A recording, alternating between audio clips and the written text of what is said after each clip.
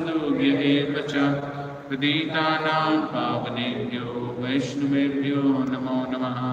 जय श्री कृष्ण चैतन्य प्रभु नित्यानंद श्री अद्वैत गदाधर श्रीवासादि गौर भक्तवृंद।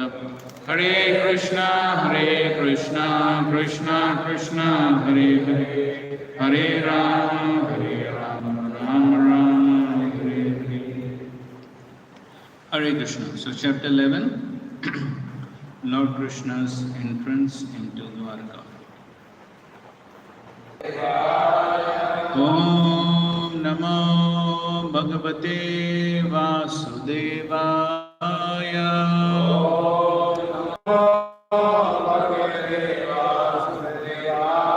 Narayanam Namaskritya Naram Chaiva Narottamam Devim Saraswatim Vyasam Tato Jayamudire. Let's recite the first verse. Sutta uvacha anartansa upavrajya spridhan janapadan swakan dadmau daravaram tesham vishadam shamayan iva. Sutta Goswami said, upon reaching the border of his most prosperous metropolis, known as the country of the Anarthas, Dwarka, the Lord sounded his auspicious conch shell heralding his arrival and apparently pacifying the dejection of the inhabitants. Okay, please read the purport. Lord was away from his own white palace metropolis for a considerably long period because of the battle of Kurukshetra, and thus all the inhabitants were overcome with melancholy due to separation. When the Lord descends to the earth, his eternal associates also come with him, and just as the entourage of a king accompanies him, such associates of Lord are eternally liberated souls, and they cannot bear the separation of Lord even for a moment because of intense affection for the Lord. Thus the inhabitants of the city of Dwarka were in a mood of dejection and expected the arrival of Lord at any moment. So the heralding sound of auspicious conch shell was very encouraging, and apparently the sound pacified their dejection. They were extremely aspirant to see the Lord among themselves, and all of them became alert to receive him in a befitting manner. These are the signs of spontaneous love of God. So these Dwarkavasis are Nityas, the devotees. So therefore, they are feeling intense separation because the Lord was away for quite some time. And so therefore, as soon as they heard the conch shell of the Lord, they are feeling great relief. So the conch shell, Krishna's conch shell, what's the name? Yes. Okay, text 2. Uchakashe Davalodarodaro Apyurukramasiardharashonashonima Dadnyayamana Karakanja Sampute Yatha Jakhande Kalahamsa Utsavan. The white and fat-bowled conch shell being gripped by the hand of Lord Krishna and sounded by him appeared to be reddened by the touch of his transcendental lips. It seemed that a white swan was playing in the stems of red lotus flowers. Okay, read this purport. The redness of the white conch shell due to the lip touch of the Lord is a symbol of spiritual significance. The Lord is all spirit, and matter is ignorance of this spiritual existence. Factually, there is nothing like matter in spiritual enlightenment, and this spiritual enlightenment takes place at once by the contact of the Supreme Lord Sri Krishna. The Lord is present in every particle of all existence, and he can manifest his presence in anyone. By ardent love and devotional service to the Lord, or in the other words, by spiritual contact with the Lord, everything becomes spiritually reddened like the conch shell in the grip of the Lord. And the Paramahamsa, or the supremely intelligent person, place the person of a ducking swan in the water of spiritual bliss, eternally decorated by the lotus flower of the Lord's feet. So, a very special purport Srila Prabhupada is giving. So, Prabhupada's special realizations. So, here is, so just like the white conch shell, he is comparing to swans. And so the swans are present amidst red lotuses. So the reddened lips of the Lord have been compared to lotuses. And so by the touch of the Lord's reddened lips, the conch shell also became reddened. So Prabhupada is deriving a very important lesson from this conch shell being reddened. By ardent love and devotional service, or the sentence before that, the Lord is present in every particle of all existence, and He can manifest His presence in anyone. By ardent love and devotional service to the Lord, or in other words, by spiritual contact with the Lord, everything becomes spiritually reddened, like the conch shell in the grip of the lotus. So the Lord is present everywhere. And so everything, as Prabhupada writes in other purports also, actually there is no difference between matter and spirit. Because everything is coming from the Lord, therefore, from an absolute viewpoint, everything is spirit. Everything is spiritual. He writes this in the, if I'm not mistaken, Bhagavad Gita, 15th chapter. Of course, he writes in quite a few places. So here also he's saying the same thing. That the Lord is present in every particle of all existence. And He can manifest His presence in anyone. So therefore when Prahlad Maharaj asked, when Hiranyakashipu asked Prahlad whether the Lord is present in the pillar, Prahlad said yes. And Srila Prabhupada explains that when Prahlad said yes, he is there in the pillar, it is not that the Lord had to come from Golok Vrindavan into the pillar to manifest Himself. He was already present. He just had to come out. That's all. So therefore, the basic difference between matter and spirit is our perception. That makes the basic difference. So, when one understands that ultimately everything is an energy of the Lord, everything is coming from the Lord, so one who realizes that, then he can use everything in Krishna's service.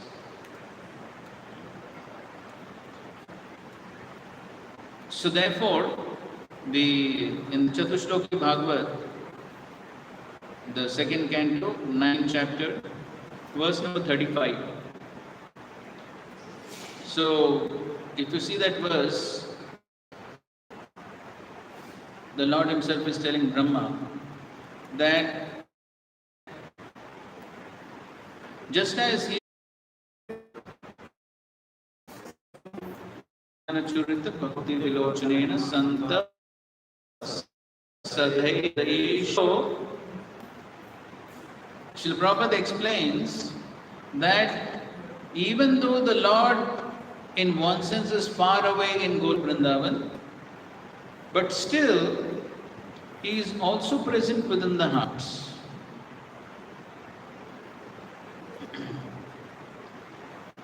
But to realize that He is present within the heart, He is present everywhere, requires prema.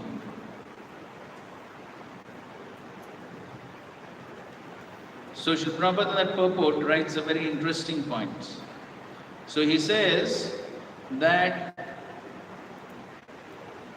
the pure devotee has the television of the spiritual world within his heart.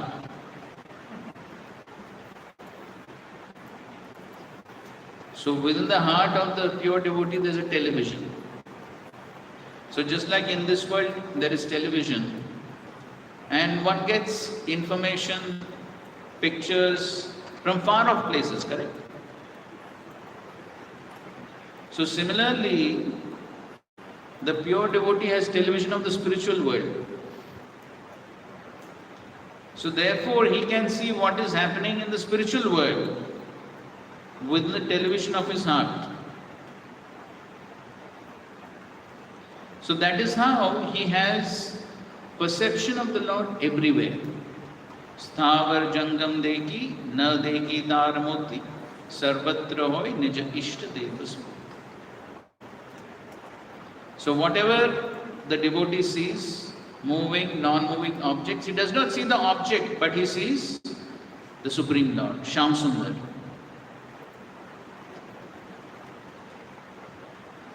So that is why that verse indicates prema.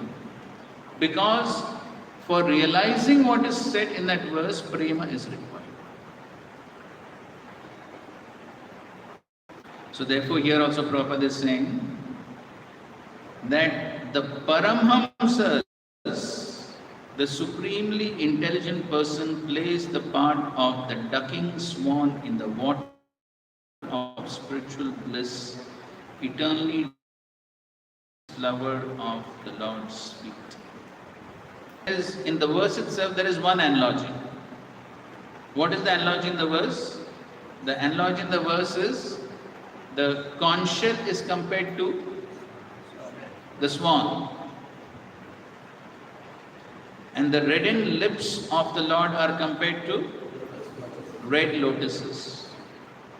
Now Prabhupada is giving another analogy here. So now what he is comparing the swan to Paramhamsas, and the red lotuses to,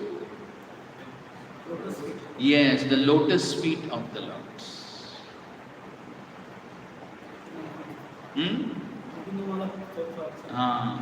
What is the verse?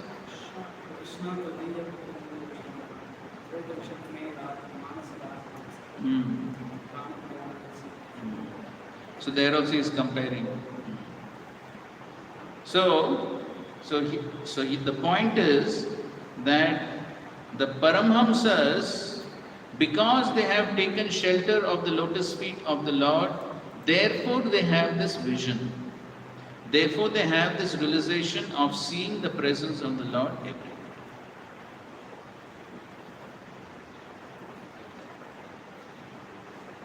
And therefore, in contact with the Lord, everything becomes spiritualized.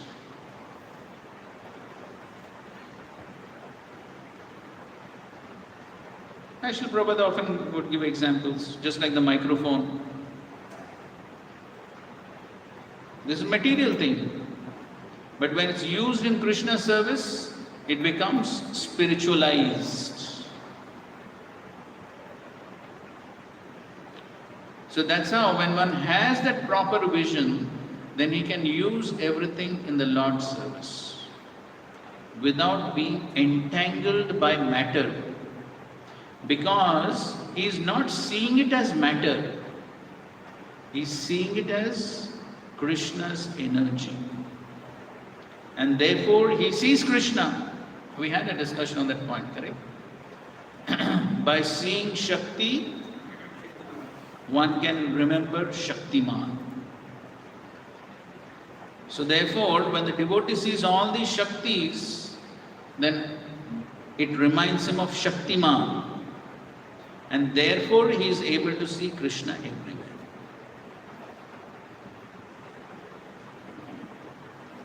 So the important point is that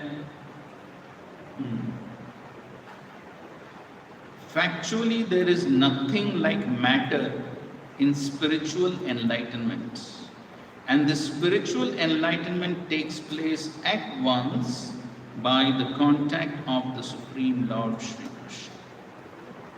And therefore, I'm sure in previous classes we had discussed these points of how, therefore, the devotee is able to see everything in relationship to Krishna, and therefore, he does not want to waste anything.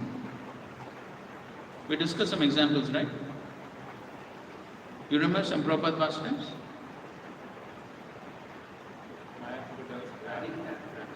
Yes, there are examples of running tap, electricity. So Srila Prabhupada was very particular about all these things. Yes. Use of every paisa in Krishna's service. Nothing should be wasted.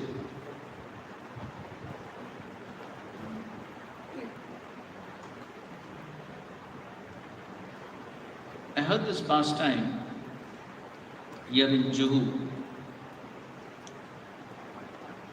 So that time, so once Srila Prabhupada, he came here and he was just going around. And so there was one particular staircase, and on top of that there was one loft.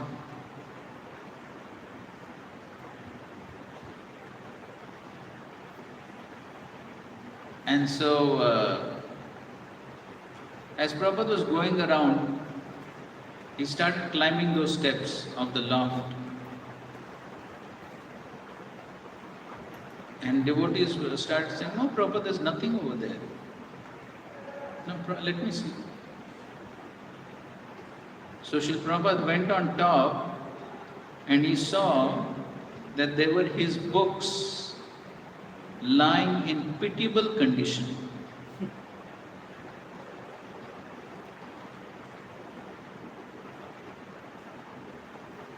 So some old books or something, they were just strewn around like that. So Prabhupada became wild. He said, "What is this? Why these books are lying down like this?"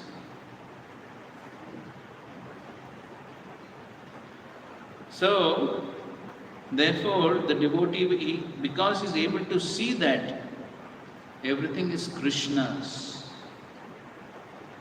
therefore there are so many pastimes where we see Prabhupada is very particular about using everything properly in Krishna's service. And we know how in the early days,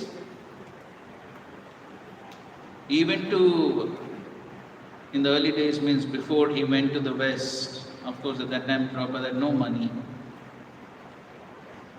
So even to walk from the Delhi railway station to Chippiwada, which was maybe 2-3 kilometers, Prabhupada would walk. He would not even take a rickshaw. Huh?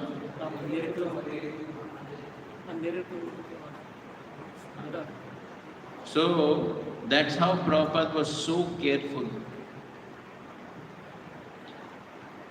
And there are purports in the 7th canto, 13th chapter and the 15th chapter, where Prabhupada has given instructions to the managers of the International Society for Krishna Consciousness. Specifically, he writes how they must be extremely careful that not a single penny is wasted. So, these are important points. So, all this happens when one is able to see everything in the proper connection with the Supreme. Huh? When we engage some object in service of Krishna, is it our perception that it becomes spiritualized? Now, for example, this is flower. We offer it to Krishna, and still it gets dried up. So, it is our perception only, or is it really becomes spiritualized? See, when we say something becomes spiritualized, it does not mean that the material quality changes. It's still material in quality. And being material in quality, it is definitely going to undergo changes. And ultimately, there is going to be deterioration. That is definitely going to take place. But because it is used in Krishna's service, therefore it becomes spiritualized. And therefore the example given by Prabhupada is? Yes, iron rod put in fire. So when the iron rod is put in fire, what happens? It remains iron rod or it becomes something else? Yes, it remains iron rod only, nothing else. It does not change. But what happens? It becomes as good as fire. Correct? So how do we know? So if we touch the iron rod, you'll know. Then it won't act like iron rod, it'll act like fire. So therefore, this flower, and you take another flower from the market. Both are flowers. What is the difference? What is the difference? Fragrance is different. Then what is the difference? This has connection with Krishna. It has connection with Krishna. How do you know? Because we are offered to Krishna and Krishna enjoyed this flower. Okay, that is fine. But what is the difference for us? How do you know that there is a difference?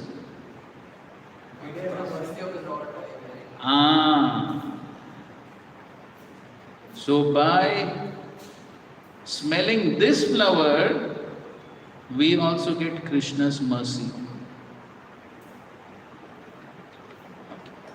Just like food. Same food. After offering to Krishna, you see some visible transformation there? You see any visible transformation? Taste increases. No, I am asking about visible transformation.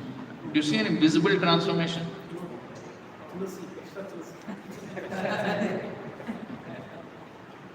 But then what happens? By eating that same food, what happens?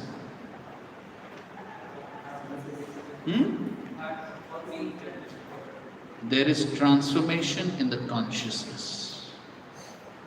That has been experienced, correct? We all have experienced. That is why we are here. So that means what? It is the same food. Now that prasad also, if you keep it for a long time, what happens? What happens? Yes, it gets spoiled.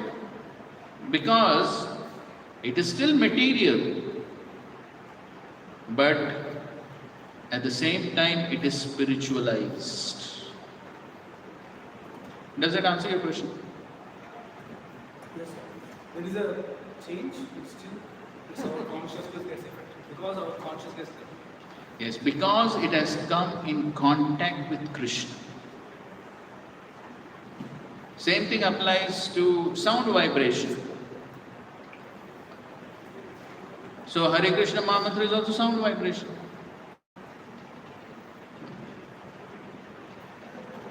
Or a devotee is giving a speech and a politician is also giving speech. Both are sound vibrations. But still, there is a difference. One is spiritualized sound vibration. So that is the contact with the Lord makes the difference. Here, the red, in the shloka, red feature is referred to hands and legs. When Krishna is holding conscious, the red feature is referred to hand of Lips also. See, you read? Prabhupada writes grip of the hand. Okay, it is being gripped by the hand of Lord Krishna and sounded by him. appeared to be reddened by the touch of his transcendental lips.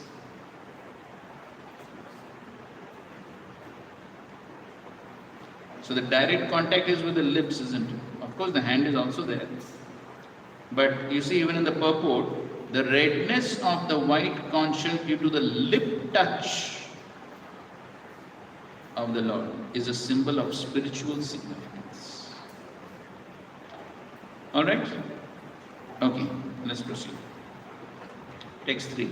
The citizens of Dwarka, having heard that sound which threatens fear personified in the material world, began to run towards him fast, just to have a long desired audience with the Lord, who is the protector of all devotees.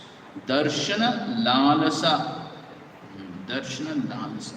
They were so eager, Lalasa, so eager to have darshan of the Lord. Bratra Darshana Lalasa. So Krishna is Bratra, the protector.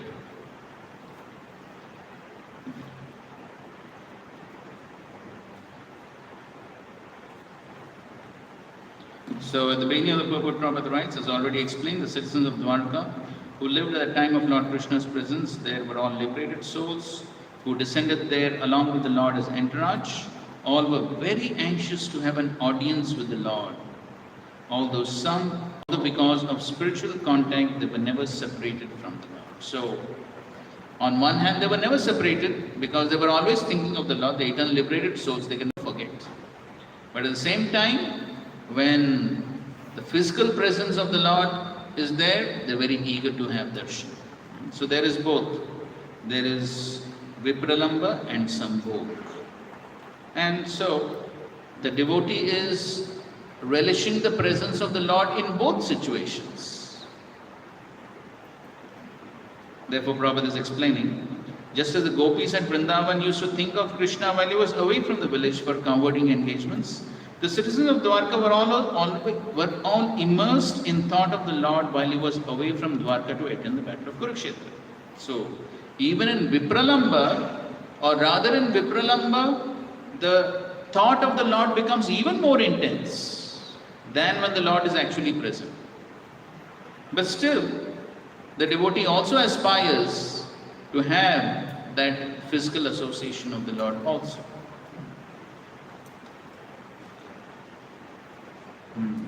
Some distinguished fiction writer in Bengal concluded that the Krishna of Vrindavan, that of Mathura and that of Dwarka were different personalities. Historically, there is no truth in this conclusion. The Krishna of Kurukshetra and the Krishna of Dwarka are one and the same personality. The citizens of Dwarka were thus in a state of melancholy due to the Lord's absence from the transcendent city, as much as we are put in a state of melancholy at night because of the absence of the sun. The sound heralded by Lord Krishna was something like the heralding of the sunrise in the morning. So all the citizens of Dwarka awoke from a state of slumber because of the sunrise of Krishna, and they all hastened towards him to have an audience. The devotees of the Lord know no one else as protector. Okay, now read the next paragraph, very interesting.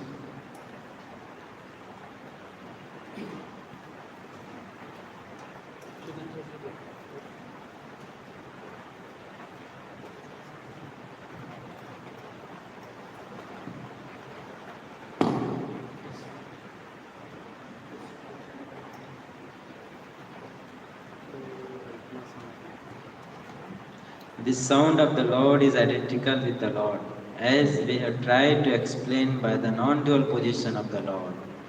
The material existence of our present status is full of fear. Out of the four problems of material existence, namely the food problem, the shelter problem, the fear problem, and the mating problem, the fear problem gives us more trouble than the others. We are always fearful due to our ignorance of next problem. The whole material existence is full of problems, and thus the fear problem is always prominent. This is due to our association with the illusory energy of the Lord, known as Maya, or the external energy. 8. All fear is vanished as soon as there is sound of the Lord, represented by His holy name, as It was sounded by Lord Sri Chaitanya Mahaprabhu in the following 16 words. Hare Krishna, Krishna Krishna, Hare Hare, Hare Rama, Rama Rama, Hare. We can take advantage of the sounds and be free from all threatening problems of material existence. So amongst all problems, the greatest problem is what? Fear. Fear problem. And what is the cause of fear? We are always fearful due to our ignorance of the next problem.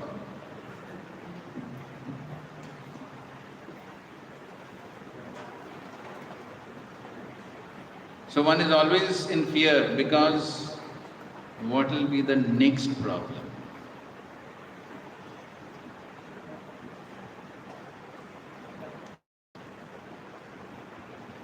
What will be the next problem and how can I avoid that problem?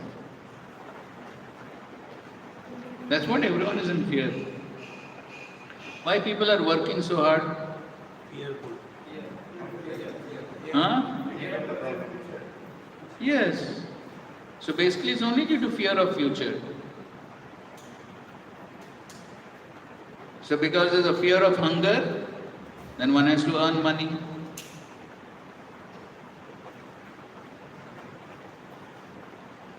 So because of fear of bad health, then one is trying to keep good health. Therefore people, they go jogging, they go to the gym, they do so many things. Why? Fear of bad health. So in this way, everyone is fearful of the future. What is the next problem? So as one devotee has said, that worry is the interest on loans not yet taken.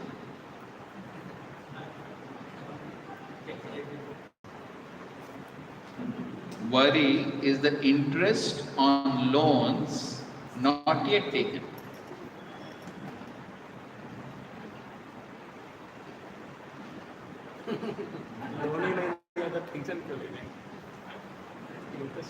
Loan has not yet been taken, but the person is worrying, how will I pay interest?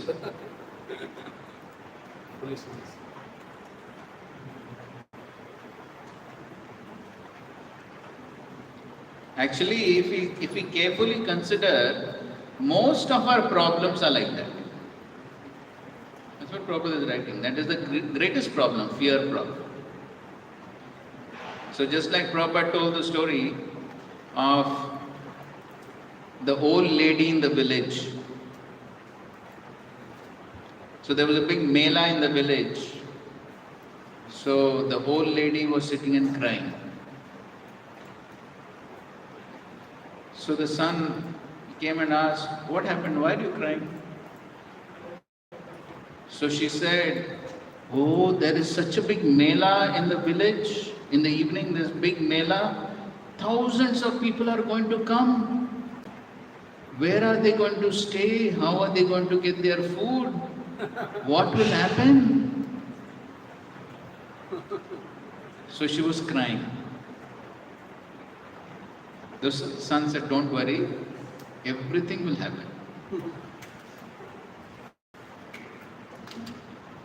So the mela took place, thousands of people came, they stayed, they went, everything finished.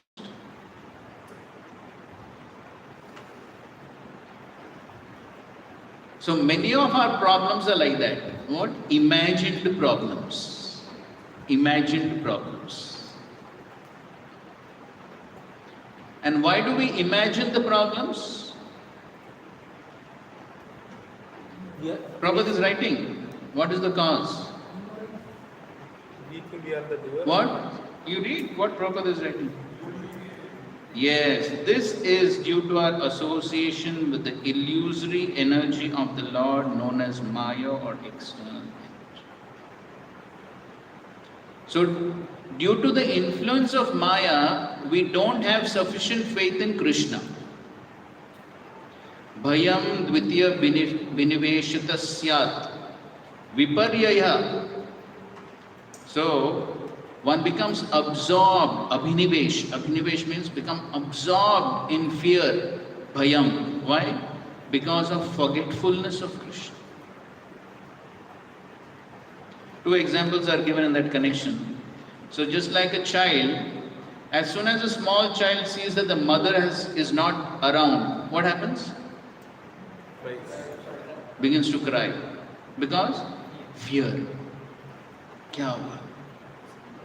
Second example given, just like citizen of a country, if he thinks that government is not able to protect, immediately there's fear.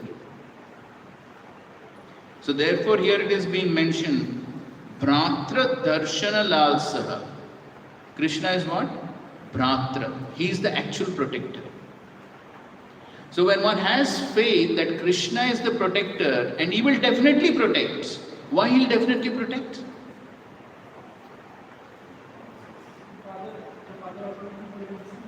Okay, one thing is this, his father, he is more than father. What?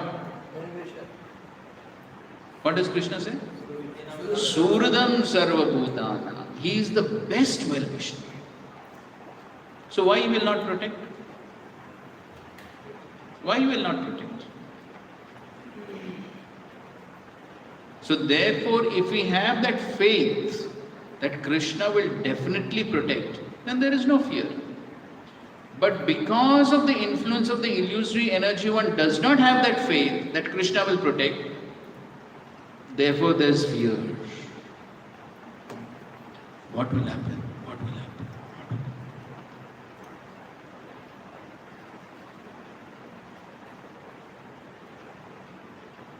This is one of the prominent reasons why even some brahmacharis change ashram. Fear of the future. Insecurity about the future.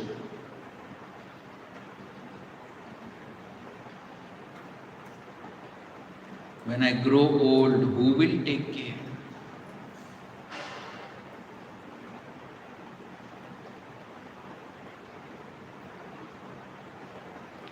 I don't remember if I told you, but there was one brahmachari in some other place who got married because of this. Who will take care? So he got married. He was there in the ashram for 10, 12 years. Then he got married. He had children. So he had children, but 2 children. Both of them turned out to be daughters. Then what happens? More fear. Daughters got married and they went away. Then who is there to take care? Bye.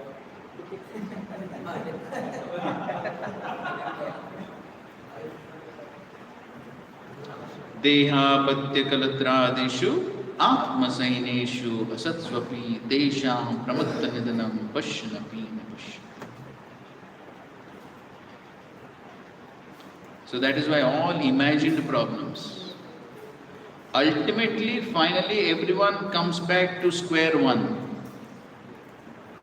What? Everyone is alone. And ultimately, there's only one person to take care, and that is the Supreme Lord. Nobody else can take care.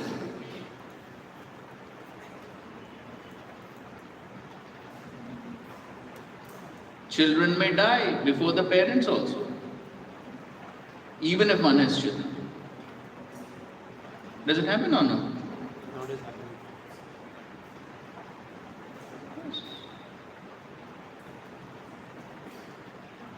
So therefore, if one has faith, Krishna will protect, then there will not be fear. But if one doesn't have that faith, then all the time there is fear. What will happen? What will happen? And the mind creates so many problems.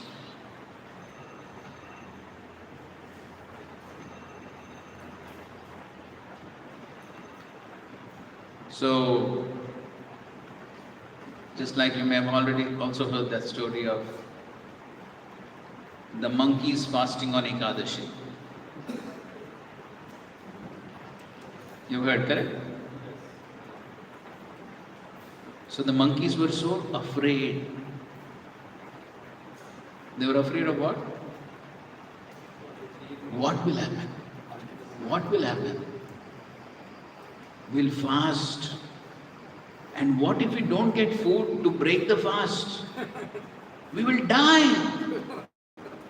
So better bring the food and keep ready. So you know what happened. So like that, so much of fear problem. How much is spent for defense in the country? Huh?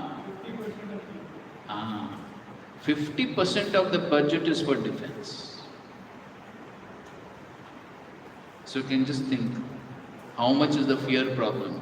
Therefore Prabhupada is writing here, amongst all the problems, the fear problem is the greatest.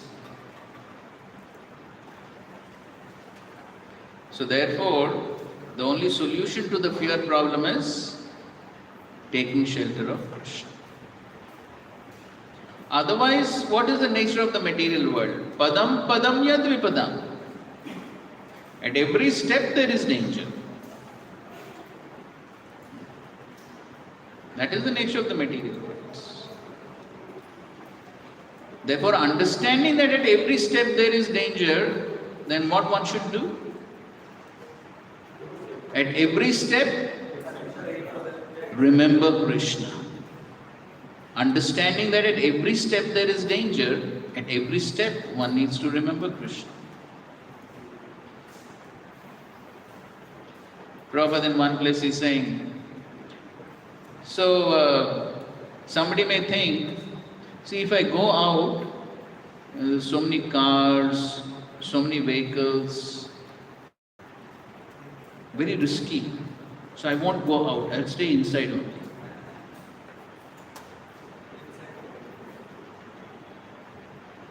So Prabhupada says that, he actually says one devotee,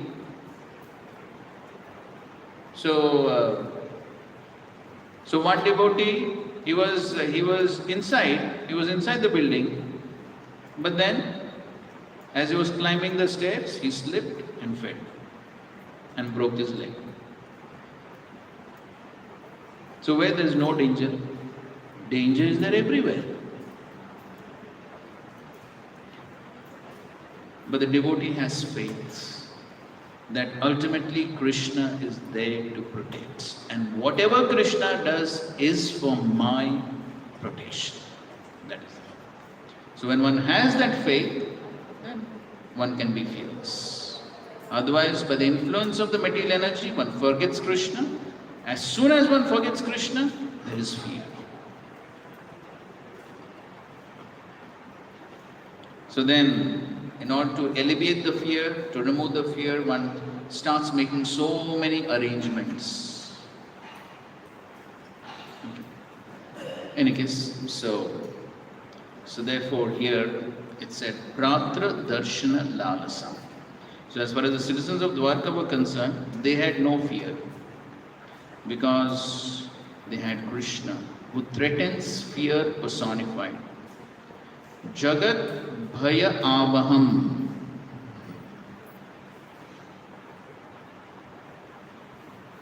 So the fear is removed by the sound vibration.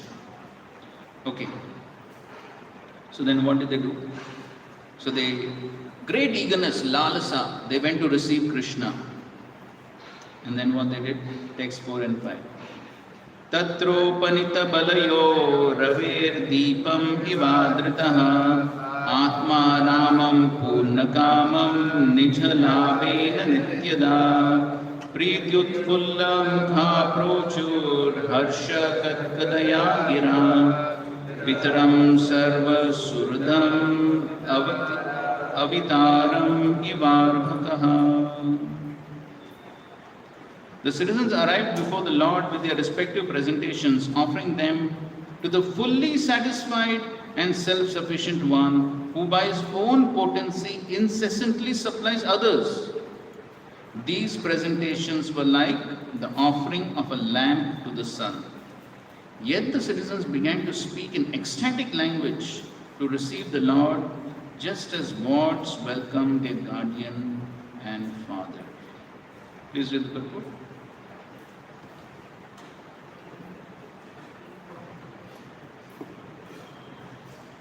The Supreme Lord Krishna is described herein as Atma Ram. He is self-sufficient and there is no need for him to seek happiness from anything beyond himself. He is self-sufficient because his very transcendental existence is total bliss. He is eternally existent. He is all cognizant and all blissful. Therefore, any presentation, however valuable it may be, is not needed by him. But still, because he is the well-wisher for one and all, he accepts from everyone everything that is offered to him in pure devotional service. It is not that he is in want for such things, because the things are themselves generated from his energy. The comparison is made herein that making offerings to the Lord is something like offering a lamp in the worship of the sun god. Anything fiery and illuminating is but an emanation of the energy of the sun. And yet, to worship the sun god, it is necessary to offer him a lamp. In the worship of the sun, there is some sort of demand made by the worshipper. But in the case of devotional service to the Lord, there is no question of demand from either side. It is all a sign of pure love and affection between the Lord and the devotee. The Lord is the Supreme Father of all living beings, and therefore those who are conscious of this vital relation with God can make filial demands from the Father, and the Father is pleased to supply the demands of such obedient Son without bargaining. The Lord is just like the desire tree, and from him everyone can have everything by the causeless mercy of the Lord. As the Supreme Father, the Lord, however, does not supply to a pure devotee what is considered to be a barrier to the discharge of devotional service. Those who are engaged in devotional service of the Lord can rise to the platform of unalloyed devotional service by his transcendental attraction. So some important points here. So it is described that they offered presentations, gifts to the Lord. To the Lord who is Atma Ramam Purnakamam Nijalavena Nityada.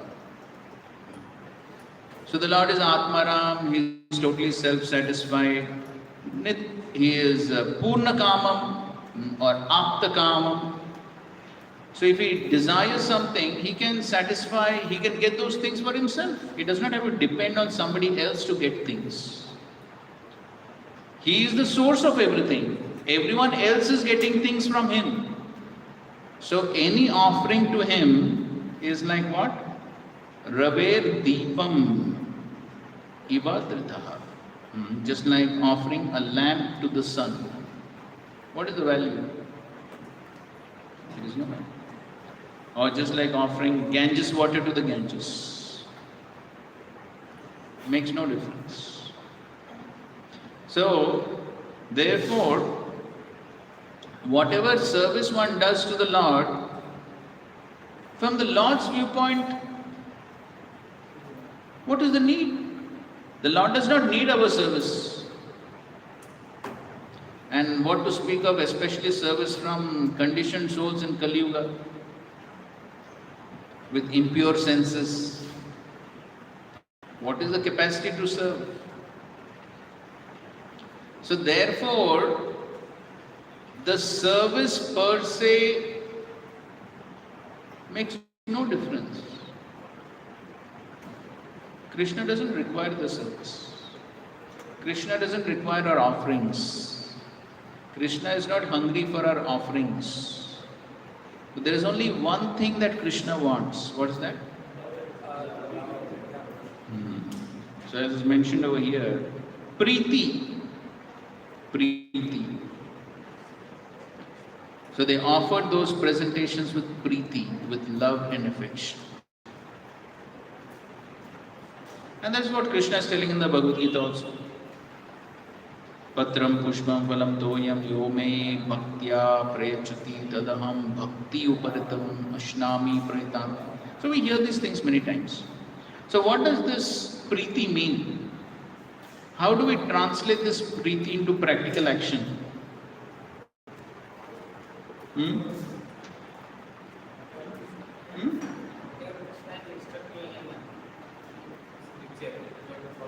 Okay, that is one point. So one aspect of preeti is to do what the person desires. So we want to love a person, we want to show love to a person, then what we offer him? What he desires. That is the first point. What else? Okay, that's another point. Without any expectation of anything in return, not business, but doing selflessly, without expectation of getting something in return. Now that I do this service, I should get something in return. I should get some puja, la, pratishta, something I should get. No, that is not love. What else? Continuous service. Okay, that's also a good point. Continuous service, irrespective of whether one gets results or not. Not that if I get results, I will do the service. If I don't get results, chhod do. No. Then? Unconditional. Yes, unconditional means not expecting anything in return. Yes, sir. Attentive, like somebody is looking for the Lord. Love means that he is very attentive in terms of making sure that something is not burnt or something. Yes. So one is attentive to doing the service properly.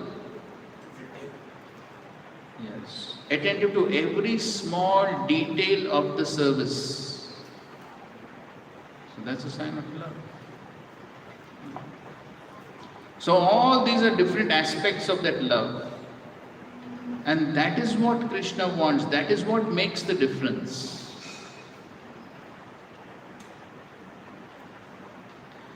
Anyone can render a service somehow. Somehow somebody can do something. Just like in the outside world we find how people do work. Prabhupada gives example of people in Calcutta. So he says that how They go to the car. Dalhousie Square. So he says these government office people. So they go in the morning, they put their attendance, then they'll go for some tea break. Then after tea break, then after some time lunch break. Then that time they'll go to Dalhousie Square. They'll sleep there for 3 to 4 hours. And then they come back. And then if the boss asks them, why you came so late, so many hours? Oh, that work was there, I had to go there. That man was not there, then it became late. Kuch to bahana. Then they come back when it's time to go back home.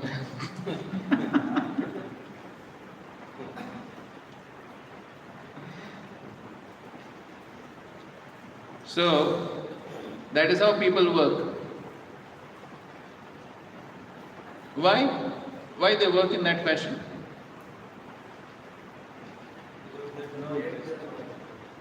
Yes, there's no love for their work. There's no love. They only want money. That's all. Somehow do something, do the least possible and get maximum benefit. So Prabhupada says they think their life is successful if they can sleep more and get more. They think that is success. So similarly, if in devotional service also one is simply just somehow getting the job done, कुछ तो करना है, ठीक है, क्या आश्रम में रहना है, कुछ तो करना. So if that is the attitude, then one can't make much progress in devotional service. Because Krishna doesn't want the service, Krishna doesn't want our offering. That all Krishna can easily get it done.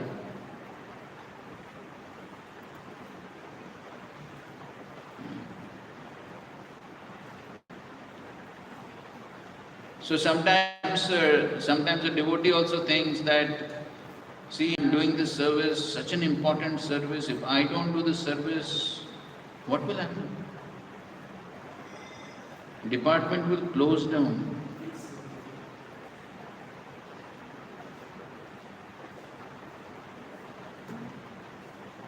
Many people have come and gone also. Things are still going on. Of course, that does not mean we don't value the service of the devotees. We definitely have to value the service of the devotees. But a devotee has to think for himself. For himself, a devotee has to think that others are not dependent on my service.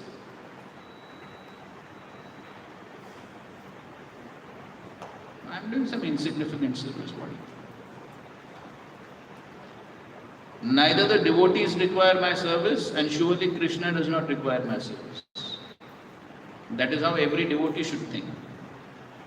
Of course, that does not mean one goes into depression.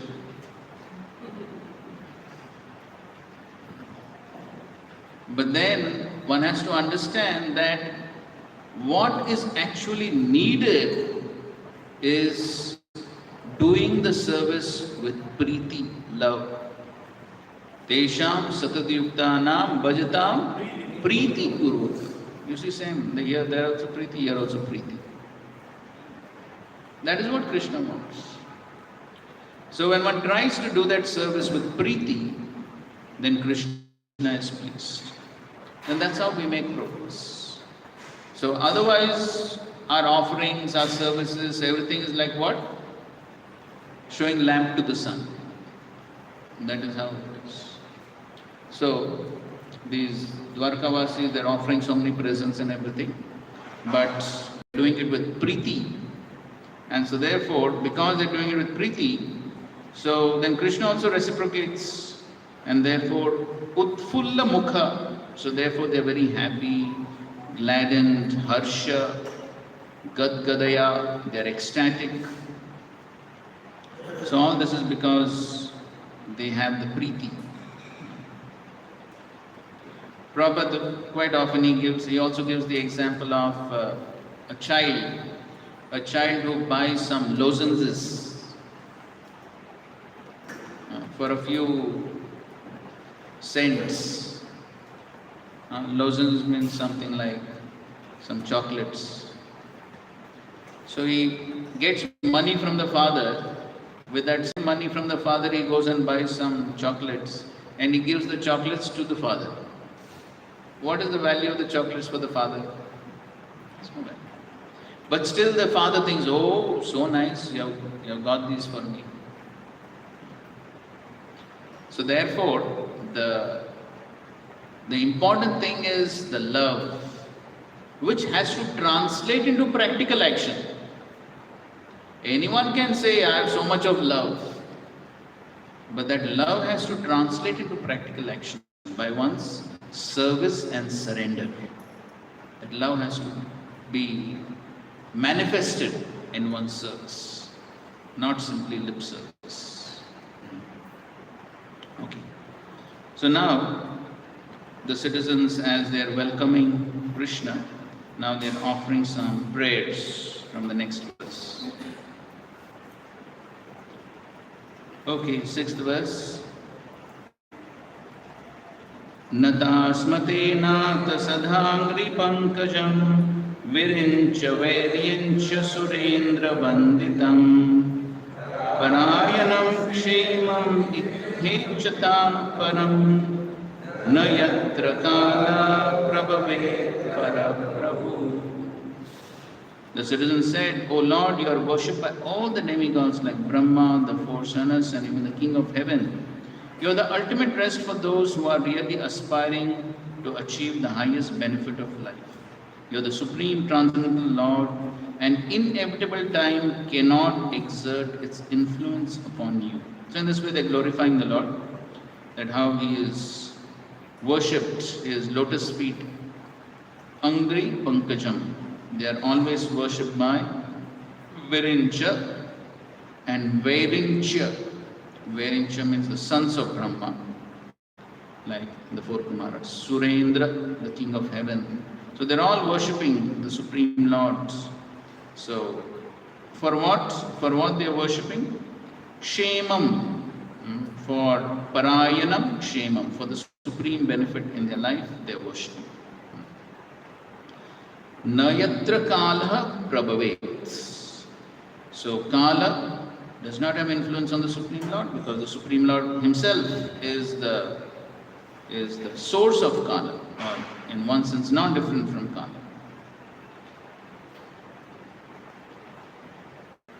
Okay, take 7. Bhavayanastvam bhava vishvabhavana Tvameva mata suratpati pita Tvam sadguruna paramam cha devatam Yasyānuvritya kritino bhabhuvima. O Creator of the universe, you are our mother, well-wisher, Lord, Father, spiritual master, worshipful deity. By following in your footsteps, we have become successful in every respect. We pray, therefore, that you continue to bless us with your mercy. Please read this purport.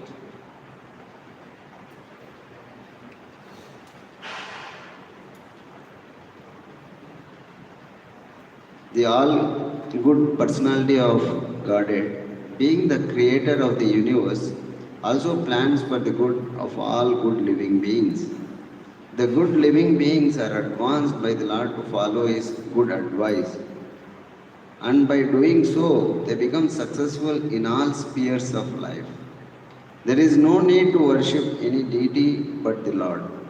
The Lord is all-powerful, and if He is satisfied by our obedience unto His lotus feet, He is competent to bestow upon us all kinds of blessings for the successful execution of both our material and spiritual lives. For attaining spiritual existence, the human form is a chance for all to understand our eternal relation with God. Our relation with God, with Him, is eternal. It can neither be broken nor vanquished. It may be forgotten for the time being, but it can be revived also by the grace of the Lord. If we follow His injunctions, which are revealed in the scriptures of all times and all places.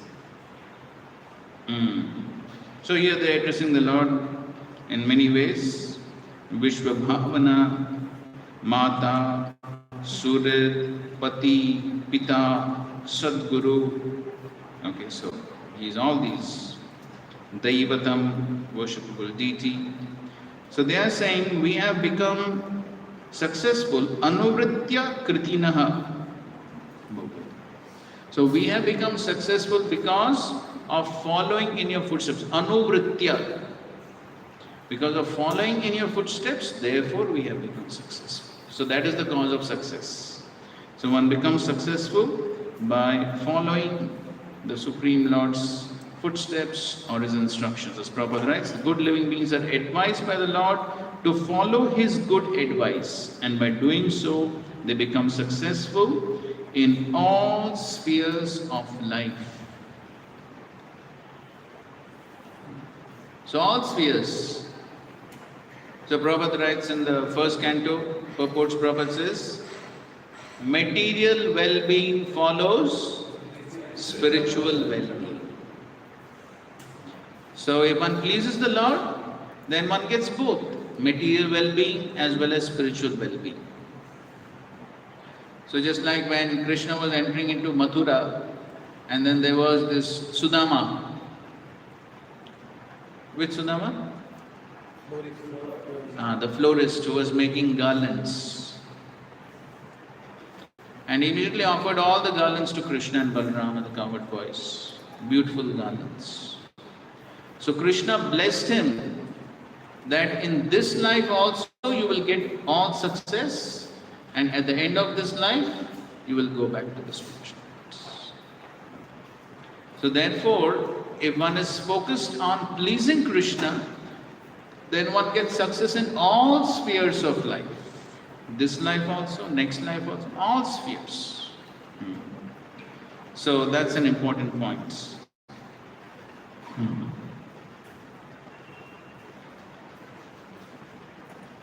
Text 8. Aho sanatha bhavatasma yadvayam त्रैविष्टपानाम् अपि दूरदर्शनम् प्रेमस्मितस्निग्धनिरीक्षणाननम् पश्येम रूपं तव सर्वसौभगम्. Oh, it is our good luck that we have come again today under your protection, by your presence.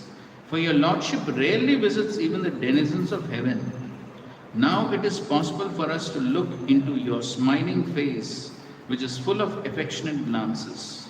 We can now see your transcendental form full of all auspiciousness. So they are very happy that they have once again come under the protection of the Lord. They have become Sanat. Sanat, Anath. So without the protection of the Lord, one is Anath. So, Sanat. So, they are saying that Dura Darshanam, for whom? Traivishtapanam. So for the demigods also, the darshan of the Lord is, in the Bhagavad Gita what is said? Sudur Darsham. Here it said Dura Darshanam, similar word. There Krishna himself says, my darshan is Sudur Darsham. And therefore even the devatas are Nitya Darshana Kankshinaha. They are always hankering for having the darshan of the Supreme Lord. Because even devatas cannot get darshan of the Supreme Lord.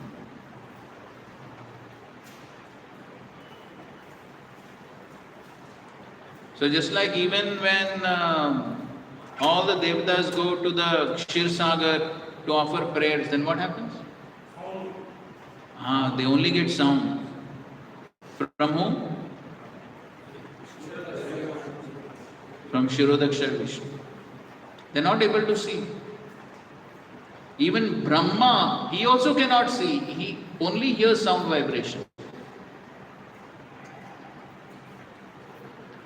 And at other times, you can read in the 8th canto, just before the Samudra Manthan Leela, then all the devatas, they pray to the Lord because they are being troubled by the demons, they lost their powers. Then the Lord appears. But at that time also, there is so much of effulgence, so bright effulgence, they are not able to see. So at no time they are able to see. Therefore, Sudur Darsham. So therefore the Dwarkavasis are saying, we are so fortunate, we are able to see.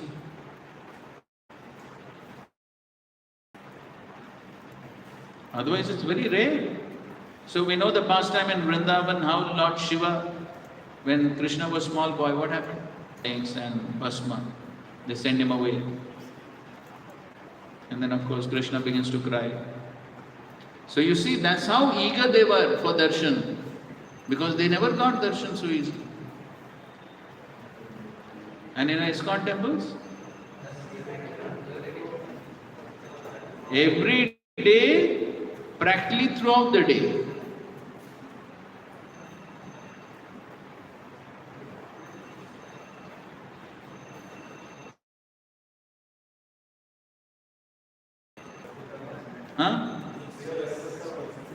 Oh, we are Vaikuntavasis.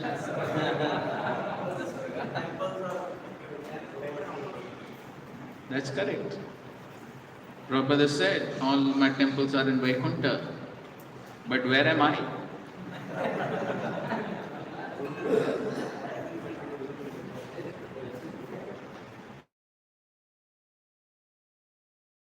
Huh? Right.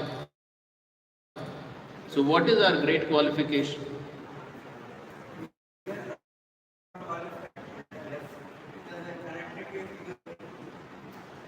Yes, that's our only qualification. The only qualification is that we are connected to a parampara of great pure devotees, Acharya. Only by their grace we are able to have darshan of the Lord.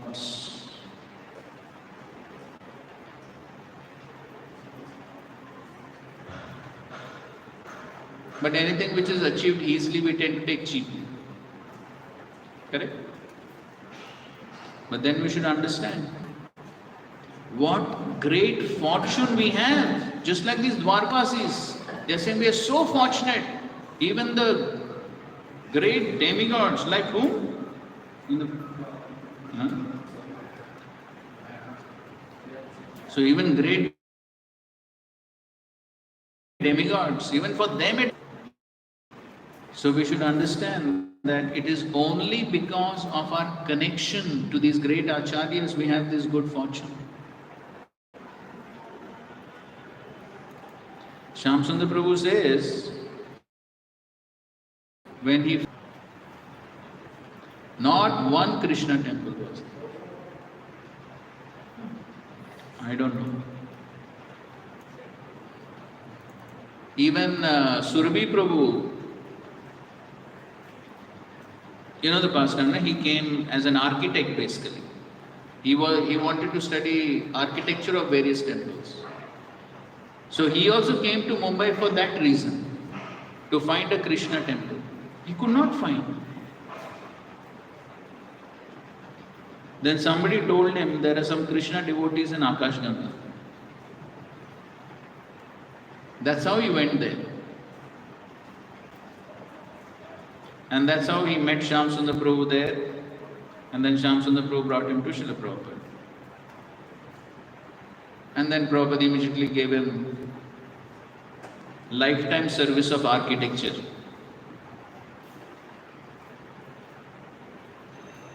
But the point is, that's how it was. But now how many temples are there? So many temples. Lordships are there to give the darshan. This is only the causeless mercy of the pure devotee.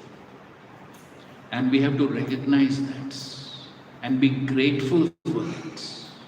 Something so rare is being so easily given. And that is what Chaitanya Mahaprabhu has come to give. Anarbita charim chirat. What has not been offered for a long time is being offered so easily. So if we are not grateful, then we will miss the opportunity.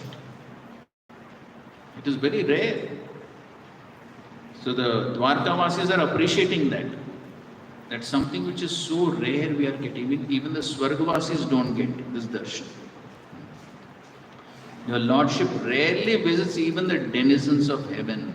Api dur darshanam. And so therefore, they are very happy that now we are getting this opportunity to see your prema, smita, snigdha, nirikshananam.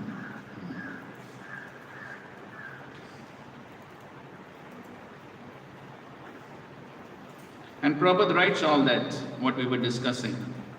When Brahmaji and other demigods want to consult Lord Vishnu, they have to wait on the shore of the ocean of milk. And neither Brahmaji nor demigods like Indra can enter into this island of Shvetadvip but they can stand on the shore of the ocean of milk and transmit their message to Lord Vishnu, known as Shirodaksha Vishnu. Therefore, the Lord is rarely seen by them. The inhabitants of Dwarka, because of their being pure devotees without any tinge of the material contamination of fruitive activities and empiric philosophical speculation, can see him face to face by the grace of the Lord. This is the original state of the living entities and can be attained by reviving our natural and constitutional state of life, which is discovered by devotional service. Text 9. Yaryam Bhujaksha Pasasarabho Bhavan Kurun Madhun Vata Suratidikshaya Tatrabdakoti Pratimakshano Bhave Ravim Vinakshno Rivanastavakshuta. O lotus-eyed Lord, whenever you go away to Mathura, Vrindavan or Hastinapur to meet your friends and relatives, every moment of your absence seems like 1,000,000 years. O infallible one, at that time our eyes become useless as if bereft of the sun. So that is how they are feeling because of the prema. Yugayitam nimeshena chakshusha pravishyata. So similar point here also. So every kshana, tatra abda koti pratima kshana. So moment, every moment is like abda koti, millions of years. They think our eyes are useless without the sun. So Prabhupada makes a nice point here. He says that we are all proud of our material senses for making experiments to determine the existence of God, but we forget that our senses are not absolute by themselves, they can only act under certain conditions. So, therefore, without Him, all our knowledge is either false or partial. The opposite of the sun is the darkness, similar the opposite of Krishna is Maya or illusion. Okay.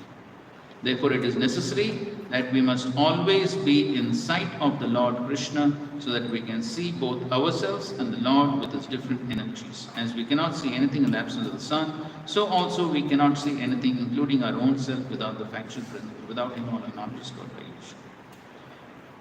Text 10.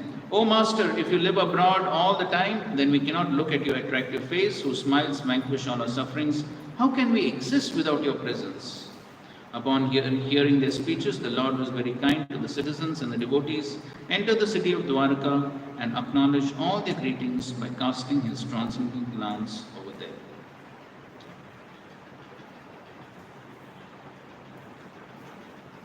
So Prabhupada writes to his end, this illusory energy of the curtain of Maya has to be removed, and when it is so done, the living entity can see the Lord face to face, and all his miseries are at once removed. Every one of us wants to remove the miseries of life, but we do not know how to do it. The solution is given here, and it rests on us to assimilate it or not. So in this way, the citizens of Dwarka welcomed and prayed to Krishna. So now in the next few verses, there is a description of Dwarka. Okay, text 11. As Bhogavati, the city of the capital of Nagaloka, is protected by the Nagas, so was Dwarka protected by the descendants of Vrishni, Bhoja, Madhu, Dashara, Arha, Kukura, Andhaka, etc., who were as strong as Lord Krishna. So that means Dwarka was well protected by all these Vrishnis. Text 12. The city of Dwarkapuri was filled with the opulences of all seasons. There were hermitages, orchards, flower gardens, parks, and reservoirs of water, breeding lotus flowers all over. Okay, Prabhupada writes, perfection of human civilization is made possible by utilizing the gifts of nature in their own way. So there is no mention of mills and factories supported by slaughterhouses, which are the necessary paraphernalia of the modern metropolis. The propensity to utilize nature's own gifts is still there even in the heart of modern civilized man. So the leaders of modern civilization select their own residential quarters in a place where there are such naturally beautiful gardens and reservoirs of water, but they leave the common men to reside in congested areas without parks and gardens. Correct? So all the rich people of Mumbai, where they have their farmhouses, correct?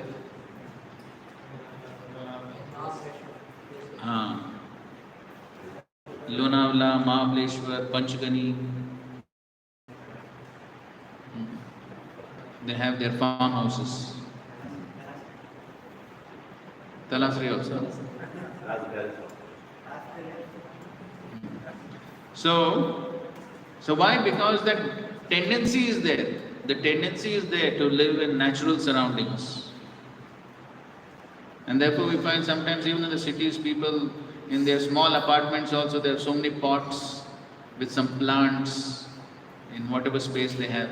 Why? Because the tendency is there to be in natural surroundings. Okay. So Prabhupada is speaking about modern civilization, Ugra Karma. So one important point Prabhupada writes, so somebody can give purport on this. Advancement of civilization is estimated towards the end of the first paragraph. Advancement of civilization is estimated not on the growth of mills and factories to deteriorate the finer instincts of the human being, but on developing the potent spiritual instincts of human beings and giving them a chance to go back to Godhead.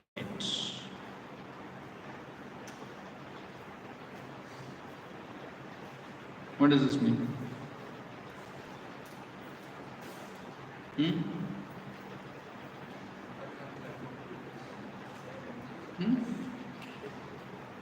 have to develop our mind that is more modern factories are deteriorating our chance to develop Why?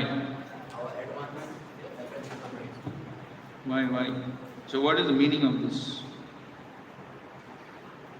Deteriorate the finer instincts of the human being. So how modern civilization is deteriorating the finer instincts? So first of all, what are the finer instincts? Culture. Culture and crafts for the pleasure of. What is the meaning of this finer instincts?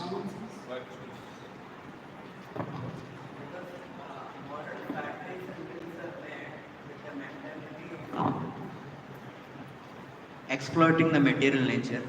So when we come in touch with that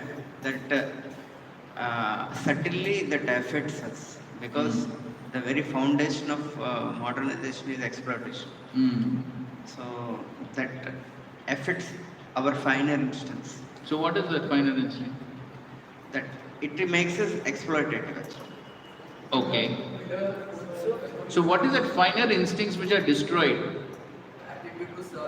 The attitude to serve, the service attitudes. So instead of service attitude, one develops the attitude to exploit. Because that's what machines are meant for, correct? Like in farming, plowing can be done with tractor also, bulls also, but there is a lot of difference. Yeah, practical realization. So what is the difference? When we do with bulls, there is a relation that established with bulls and us. Whereas when we do with tractor, we are just concerned about how much work is done. Correct. Somebody wants to add some more? Akshapu. There is no use of Not on these things. Okay, good points. Sure. So one of the aspect of working with machines and all these things is, we become insensitive. So there is no aspect of, personalization. So this tends to become an impersonal way of living life. Correct. So on the other side, Vedic lifestyle is a personal.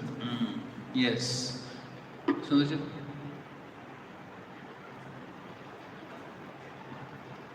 as you said that the service instinct is destroyed. Like, for example, the medical profession, so that is like fully service oriented. But when we see now that so much of expenditure is there while studying and becoming a doctor, then the whole his mindset is not to serve but to exploit as much as possible, and then so what he's supposed to do, he land up in doing exactly opposite. Correct. So the more we deal with machines, then because machines don't reciprocate, we only use them, correct? Machines don't reciprocate. So therefore, there cannot be any finer instincts or sensitivity. Being sensitive, being grateful. So all these finer instincts, these qualities cannot be there when one is simply dealing with machines. And so the more we deal with machines, then our consciousness becomes like that. And then what happens is that we tend to deal with people also like machines. So ideally, it's said that one is supposed to use things and love people. But then what happens? We tend to use people and love things. But anyway, even if one wants to love things, what love you show to things? They are not going to reciprocate in anything. So, loving things in one sense makes no sense. Because even if you love them, they are not going to reciprocate. So that's how one ultimately tends to simply become exploitative in such a situation. And then there is all these finer instincts of sensitivity and appropriate relationships based on the platform of selfless love. Those go far away. And so then when one comes from such an environment of devotional service, then in devotional service also one tends to develop similar exploitative feelings. Rather than thinking how to serve nicely for the pleasure of the other person, for the pleasure of the Vaishnavas, instead of thinking that way, one tends to think, how much will I get? What can I gain? I will do some service, but what can I gain in return? That same mentality comes. So, we see in the pastimes of Chaitanya Mahaprabhu and his associates, what selfless service devotees would do. We hear of Janma Mata, the consort of Nityananda Prabhu. So, at the Kheturi festival, the first Gaur Purnima festival, she personally cooked for all the hundreds and hundreds of devotees. And not only cooked, she served. She served all the devotees, then she served the servers, and then finally she took.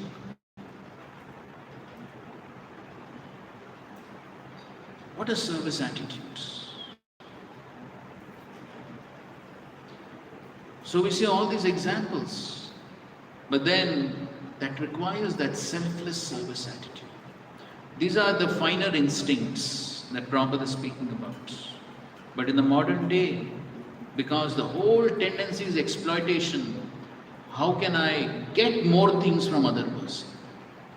So then the same thing comes even into the field of devotional service. One tends to become insensitive. One tends to be thinking of how much work can I get out of this person?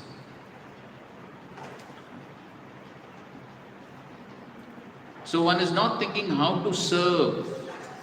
How can I take care of this person? No, one thinks how much I can get out of this person. This is what happens in the outside world. So therefore, one has to be careful not to fall into the same trap. Therefore, the more one comes in contact with Krishna consciousness, purifies the consciousness, then these finer instincts can gradually develop. The good qualities which the soul naturally has can develop by the practice of devotional service. So as Prabhupada is writing towards the end of this purport, so as against this, the dungeons of mines, factories and workshops develop demoniac propensities in the working class. The vested interests flourish at the cost of the working class. So this is all the exploitative mentality, vested interests. And consequently, there are severe clashes between them in so many ways. So, we didn't discuss all these points, but Prabhupada had described in the purports to Bhishmadev speaking about Varnashram. So there Srila Prabhupada writes that how in the Vedic times, the Shudra class, they were so well taken care of. All their necessities. So their food, clothing, shelter, everything was taken care by the master. And because the master was thinking about the welfare of the servant, then in reciprocation what happens? The servant also wants to selflessly serve. So therefore there were no clashes between masters and servants because both are acting on selfless platform. Now what happens? Now both are acting on exploitation platform. Then what happens? All the time clashes. Then all the time the workers are protesting, there are strikes. Why? Nobody's happy. So that is what Prabhupada is talking about here. Vested interests. Vested interests means selfish motives. So therefore one has to guard against all these things in a Krishna conscious society. And one has to try to act on the selfless platform. Try, how can I benefit this person? How can I serve this person? Not that one is thinking, how can I simply exploit, get some work done. That's not the right attitudes. Okay. So I know I told we'll end by 3:30, but we started a bit late. So I just want to finish this description of Dwarka. So that's still text 15, just a few more verses. The city gateway, the household doors and festooned arches along the roads were all nicely decorated with festive signs like plantain trees and mango leaves, all to welcome the Lord. Flags, garland and painted signs and slogans all combined to shade the sunshine. So again, Prabhupada gives a nice point of practical application. So he says, signs of decoration and special festivals were all collected from gifts of nature, plantain trees, mango trees, fruits, flowers. Mango trees, coconut palms, plantain trees still accepted as auspicious signs. For devotees, such paintings and decorations are still adored, and the servitor of the master is paid more respect for the satisfaction of the Lord. So therefore we must try to use as far as possible all these natural things in decoration, not these plastic balloons and so many other plastic things. So that we should try and avoid as far as possible natural things. Text 14. The highways, subways, lanes, markets and public meeting places were all thoroughly cleansed and then moistened with scented water, and to welcome the Lord, fruits, flowers, unbroken seeds were strewn everywhere.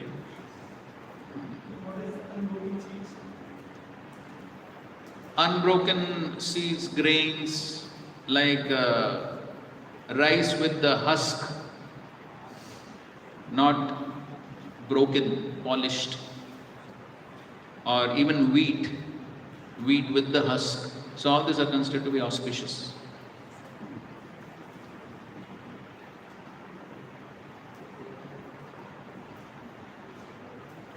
So Prabhupada writes From the above description, it appears that the city of Dwarkadam was considerably big, containing many highways, streets, public meeting places, parks, gardens, rivers of water, very nicely decorated. Okay.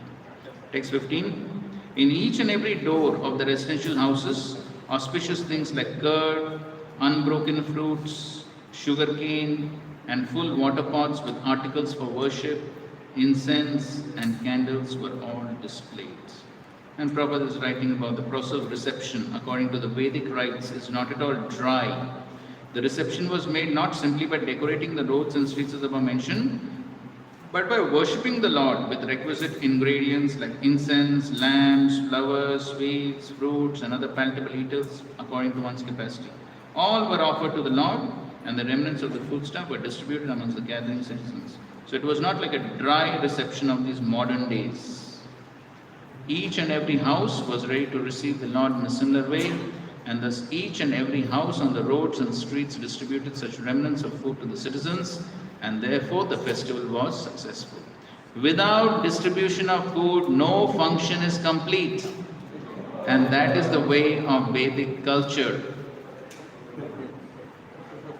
Srila Prabhupada ki jai, Grantha Srimad Bhagavatam ki jai, Samved Lord Bhakta Vrinda ki jai. Hare Krishna, Krishna Krishna, Hare Hare, Hare Rama, Rama Rama. Okay, let's take it in. Aditya Ram Group है?